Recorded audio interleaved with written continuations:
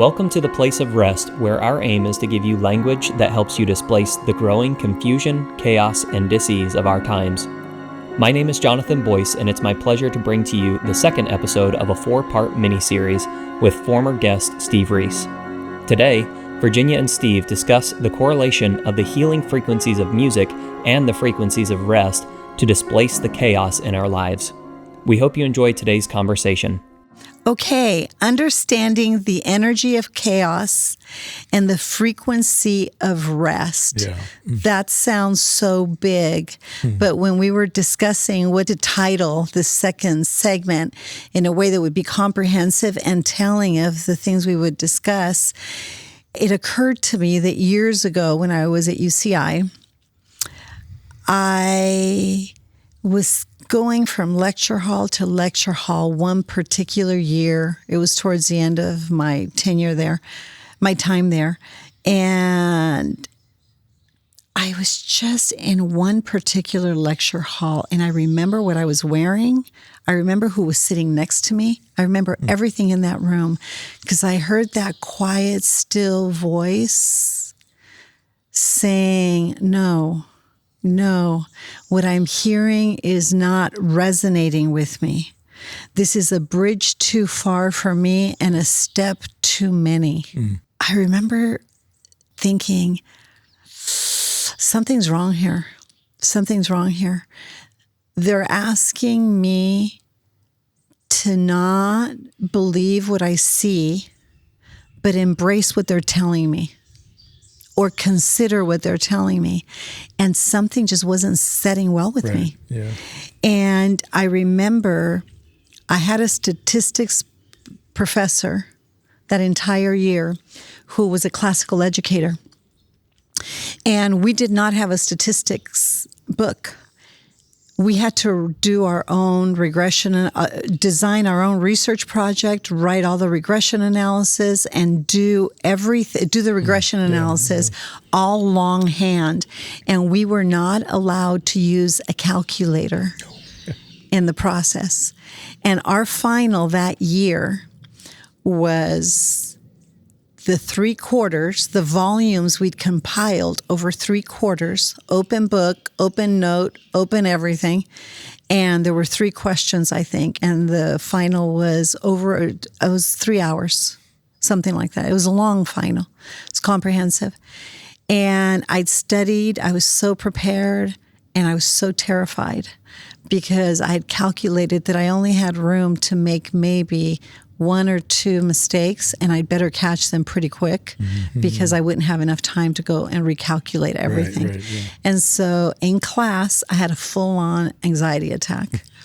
But my eyes, it attacked my eyes, not my lungs. And I couldn't see. And I had to go like this and feel my way. I'll never forget this. I had to feel my way to the front of the lecture hall and go up on the stage.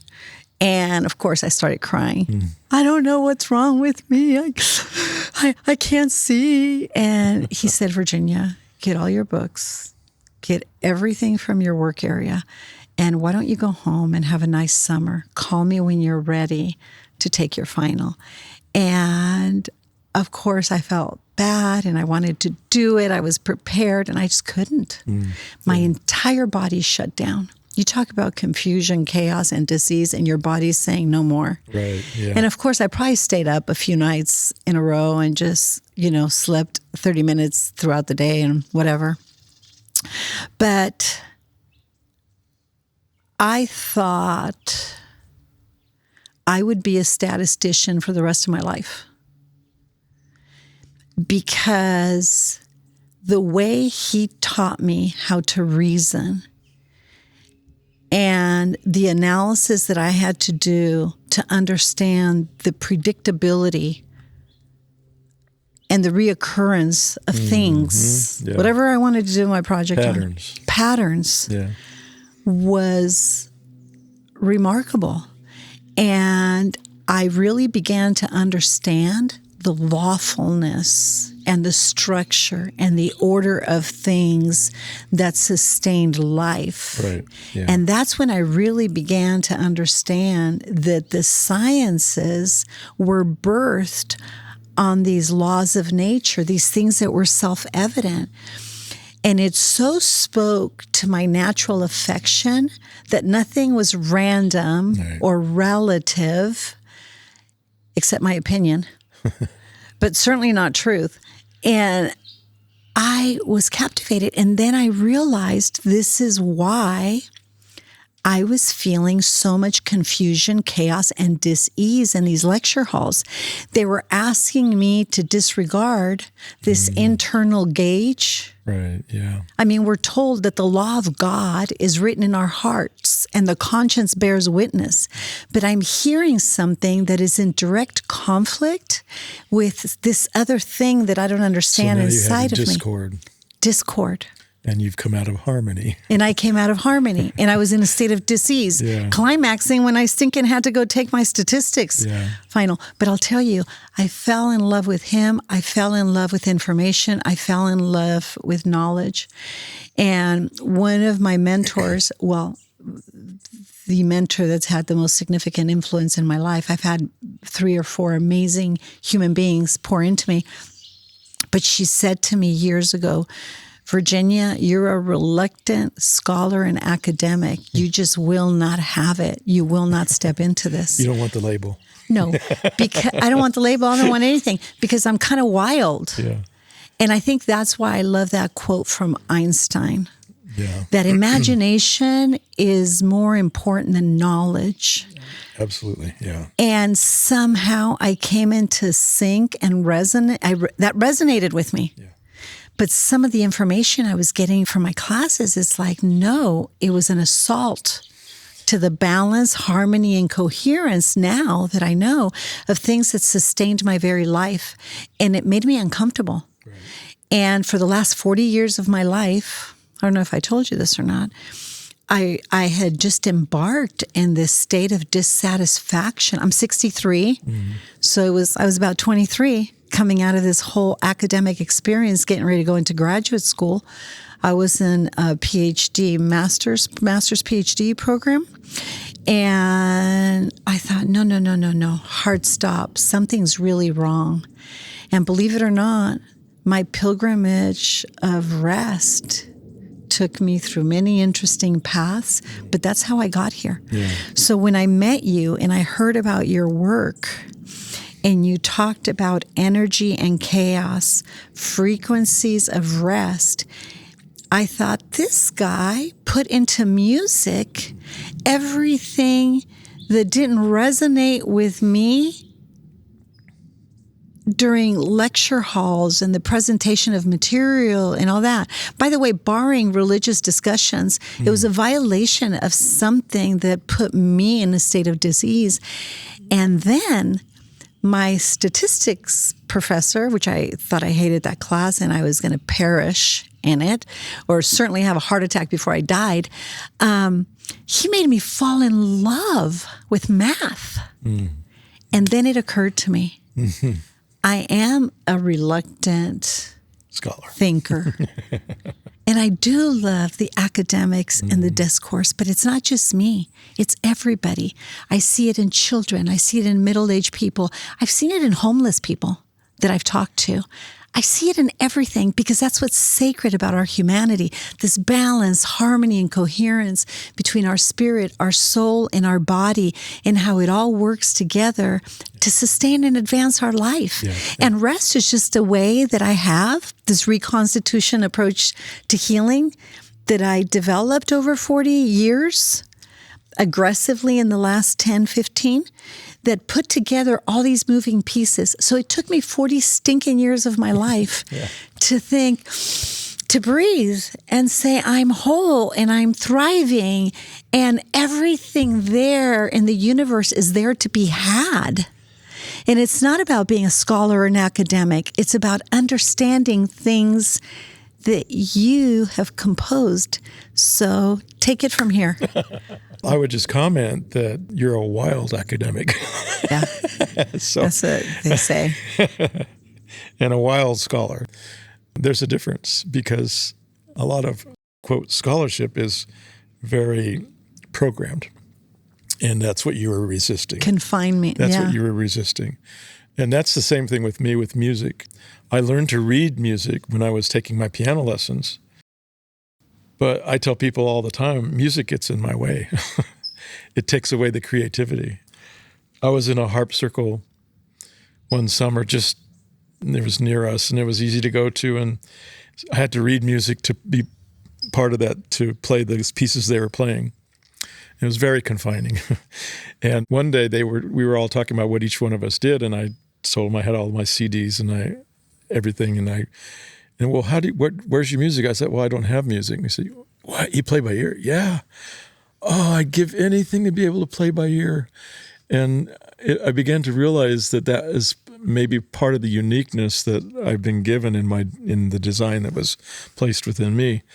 You're picking up that information. Yeah, so that I'm free to hear what I hear and then translate it onto the strings, And so I think that's part of the process. It's interesting, kind of going back to the story I was relaying in the last session, in that realizing there was this physiological effect. I was reading in the ancient text about David, a shepherd boy, that was brought in to play for this King Saul that had kind of gone crazy.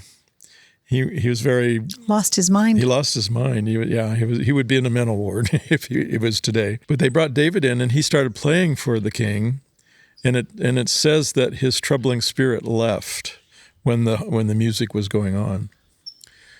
And I thought, well, that's really interesting. I wonder if that's related to what I'm observing in my patients. And so my next question was, well, this David Shepherd, he's responsible for writing there's an ancient text called the Psalms. A lot of people enjoy the Psalms because they seem to speak to a lot of our human condition. Boy, do they. Yeah, do they ever. And so I said, well, does anybody know what his Psalms, is there music to the Psalms? Is there some music, some sheet music? Because I thought, if I could tap into what he was doing, maybe that would be more beneficial, And so... More healing. Yeah. So interestingly enough, we were going over to Israel in 2006. I thought, well, I'm there. I'm going to just talk to rabbis and archaeologists and musicians and artists and whoever will talk to me. Does anybody know what the music sounded like? Is there a record of that somewhere? And the short answer is no. Nobody had found a sheet music in an archaeological dig, but there was a harp maker in Jerusalem. His name is Mika Harari. And he had a little 22-string harp that he made. And he took one of the Hebrew letters. There's 22 letters in the Hebrew alphabet. And he took one letter, carved it at the base of each string. And his idea was that if somebody was not really a musician, they could still go to the psalm and play the psalm letter to note, letter to note, letter to note, like that. So I said, well, that's an interesting idea. Do you know which note goes to which letter? And he said, well, I just started at the bottom, went to the top. But it gave me an idea that there was possibly a relationship between the musical scale and the alphabet. So when I came home, I started working with that idea. We have so many people that want to gift healing to their friends and family members. Due to popular request, we've officially created the Gift of Rest package for purchase. Please go to theplaceofrest.com/wholeness packages to view the Gift of Rest. If you've been listening to our podcast regularly and are now wondering, what's next, or how can I get more support? Our Day of Rest course is available to support you in your pilgrimage. Use the promo code PODCAST, all lowercase, to receive a 10% discount for our introductory Day of Rest course. Now back to the show. Then I was searching through the internet and I found Leonard Horowitz. We've talked about Leonard Dr. quite a Horowitz, bit. yeah. He and Joseph Puleo wrote a book, Healing Codes for the Biological Apocalypse. It's still available today. I'll put it on the website. Yeah, put it on Healing Codes for the Biological Apocalypse. Yeah. And in that, there's a chapter where Joseph Puleo said he got a direct download on this information about how there's a place in this ancient text of Scripture that gives patterns of 3-digit numbers. Is that number 7? Numbers chapter 7. It's chapter 7. And there's these repeats that take place, and when you're looking at Hebrew text, whenever you see repeats, it's a kind of a flashing sign that you need to pay more attention. There's more information here than just cursively reading it. So I looked at that chapter, and I really started internalizing those ideas that he was bringing forth. And what it really does is it brings you to 6 different notes that are revealed there within that scripture of chapter 7. And notes are always listed, they're defined by hertz. Hertz is the number of vibrations per second. And so there's 6 notes that are described there. And then he also took that to Psalm 119, and that's an acrostic psalm that every 8 verses has the first letter of the first word of each verse begins with the first 8 is Aleph, and then Bet, Gimel, Dalet, all Patterns the way, of 8 all the way down through. Yeah. So the very first letter of the first word of each of those verses is that letter of the alphabet. And so that by bringing the notes over to the alphabet, then there was the correlation between which note goes to which letter. And that's what I've been working on now. So each word, Hebrew word, is a chord. And when you go from word to word to word, you have chord progression, which is how the compositions that I work with now are coming straight out of the psalm. You said something when you were discovering the patterns in Numbers chapter 7. Right. You found the 6 notes. Right. So in Numbers chapter 7, we end up with 6 frequencies described. A frequency is the number of vibrations per second. And you find them repeated 4 different times. 4 different times, yeah. So it's not just double, it's a 4 times repeat. So in other words, it's just flashingly, glaringly at you. This is really important. 4 flashes. Yeah. So the first hertz is 396. Interestingly, when you add those together, 3 plus 9 is 12, plus 6 is 18, 8 plus 1 is 9. And what I just did was called Pythagorean math, okay? So you take a multi-digit number and keep adding until you get it down to 1 digit, okay? So then the next one is 417. 4 plus 1 is 5, plus 7 is 12, which equals 1 plus 2, which equals 3. So all of the notes that we'll see, I'll just give the frequencies, is 396, 417, 528, which I think is the most important one, 639, 741, and 852. When you add those down, Pythagorean number, down to a single digit, all of them end up being either a 3, a 6, or a 9, which got your attention. It did, because about 5 years ago, I walked in the office, and of course I'm walking with this R.E.S.T narrative in my head, emerging, developing, testing, questioning. And one day I walked in and I said, you guys, I just figured something out. I can explain R.E.S.T in 3 numbers, 3, 6, 9. And they all looked at me with a blank look in their face. 369. I know, I didn't know. And then they all looked at me with this blank look. Oh no, here we go again. Virginia's going to go on one. She's on one. And I said, no, really. I just realized why we get the results we do and why we see the transformation we see. Right. Because in comes my statistics professor in my head and those longhand calculations. I said, I think in short order, I'm going to be able to write an entire mathematical equation that can explain why stepping into a place of rest will set you free. Yeah. Mm-hmm. And they kind of go, oh no, okay. Well, how are you going to do that? Well, I'm not sure yet. I don't know. It's just coming to me. It's coming. Well, it was raining. I came home and I passed 3 or 4 Teslas, and I thought, who the heck is Tesla? I mean, who names a car Tesla? There's got to be a story behind this. And there is.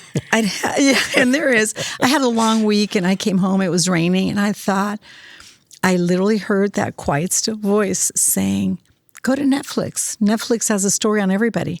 I'm not a big Netflix person. I'm not a big TV person. But I went and I turned on Netflix and I spoke into my remote. Tesla. Who's Tesla? And I will never forget, within the first 3-4 minutes of the production, they had Tesla quotes flashing through the screen.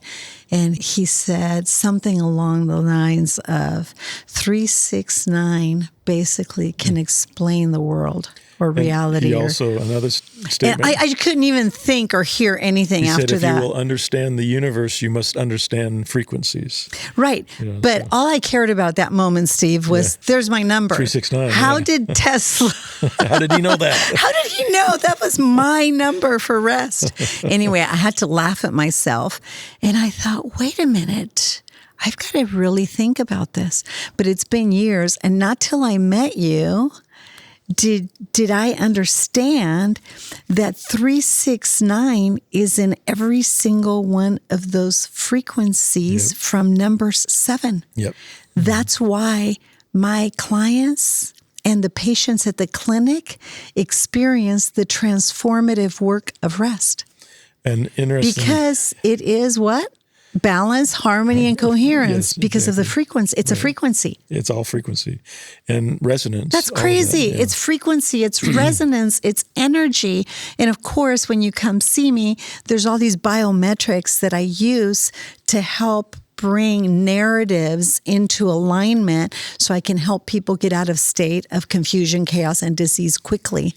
So these biometrics and these incredible technologies that I could, one of them, I just could never come up with anything like that. It's not my thing. I'm wild in other areas. And I realized why. Now I have an explanation of why people heal.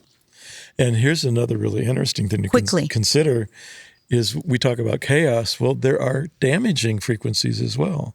We're talking about healing frequencies, but there are damaging as well. And so my personal feeling is that chaos is a negative frequency that's causing damage.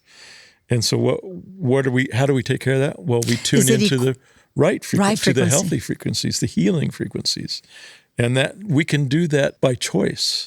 Right. And I think I want people to understand we want to categorize everything into this lower story, upper story, as Francis Schaeffer would say. Right. The rational mind is here and the religious or the scholars are here and the religious zealot and everything existential is up here. But you can't have one without the other. Right. Since when do we have a body without a head without a body, or a heart without a head, or a head without a heart, or a person without a spirit? That's right. There are things that cannot be separated. Right. So one of our goals at R.E.S.T is wholeness. Help people, experience freedom. Yeah. But you can't have freedom until there's wholeness. Right. Well, wholeness is integrating your spirit, your soul, and your body, and those narratives and bringing them into alignment.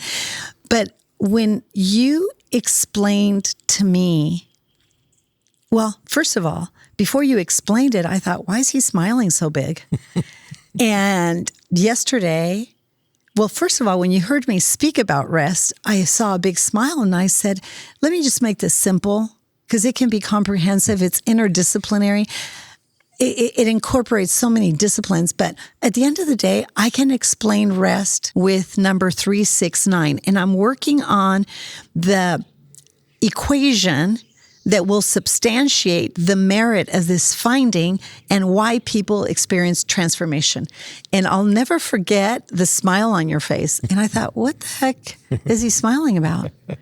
This is like really a big deal. I'm really wrestling with this.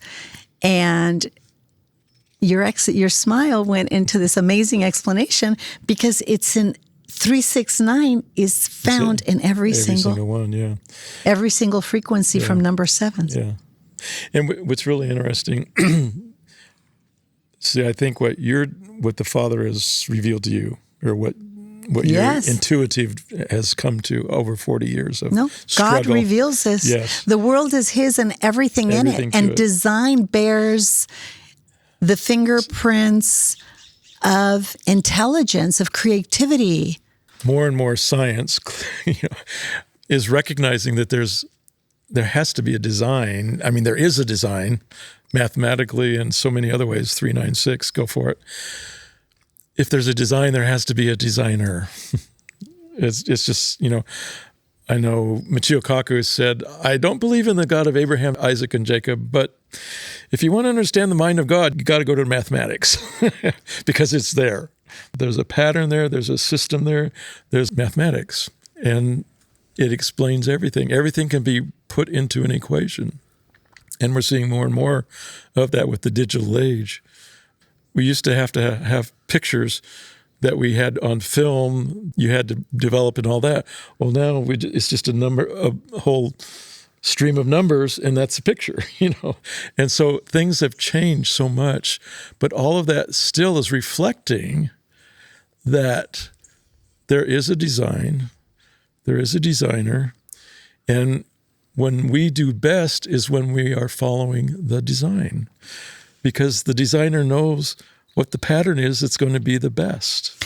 Well, understanding that energy is manifested very quickly in chaos. You don't need a degree to figure that out. No. We've all stepped into situations and immediately thought something's wrong here. Right. We often communicate thoughts or ideas about people, places, or things and say things like, it just had bad energy. He has bad energy. She has bad energy. It has bad energy. We intuitively communicate in these ways. Right. And there's something about peace that intuitively speaks of balance, harmony, and coherence, even if we don't understand it, even if those words never crossed our mind, that facilitates right. And it's rest. It's a pattern. It's interesting because you take a look at a blueprint for a house, and if that blueprint isn't followed meticulously, there will be a flaw. And you'll be able, if you're a builder or an architect or somebody that deals all the time with that flaw will be detectable very quickly. And I think that because we have a designer, that means there's a pattern. And when we deviate from that pattern, then that discord begins to come in, which is unravel, which we call chaos. Unraveling, we call chaos, yeah. And that sets up what I would call a negative frequency that's going to be out of sync with what the design is for. Mm-hmm. Even in mechanics, if you have, like in an engine, if you have something that doesn't line up with what everything else is doing, it's going to cause a failure. It's not going to work. Exactly. So we can have ideas about many things and opinions about many things. And I love that discourse, even if I don't agree, because I always learn something. Right. But truth is the spine right. of these laws of nature, these things that are self-evident and appeal to our natural affection. And we see it as something as simple as our car. We don't want a bunch of people with a bunch of different opinions trying to put our car together. Right. Yeah. We want to know that there are not only that everything's aligned and fits perfectly, but we want to know that those things have been tested right. and they're tried and true and verified, and that it's gone through all this quality control. I find that so much disease happens is because we have so much liberty, that wild part of us, and that choice and the capacity to really do what we want. That the only place that doesn't apply lawful authority, truth, is when it comes to how we live, how we make decisions. Yeah. But we have an internal gauge that's telling us, flashing red lights saying, careful, something's off here, but we disregard it, we dismiss it. And that's when the system of our body, the mechanism breaks down. I guess we do kind of have a quality control now that I hear myself say this, and it's our conscience. Well, you were talking last night about whether the flesh or the body or the mechanism, is the the one vehicle that's in control, or the spiritual is in control. Yeah. And the spiritual is like our compass, if you want to take it that way. Our conscience. You can use a lot of different words to say the same thing, but it's the one that knows what truth is. And then the body part of the flesh part of us says, well, I want to do this. And I have the freedom to go ahead and make that choice.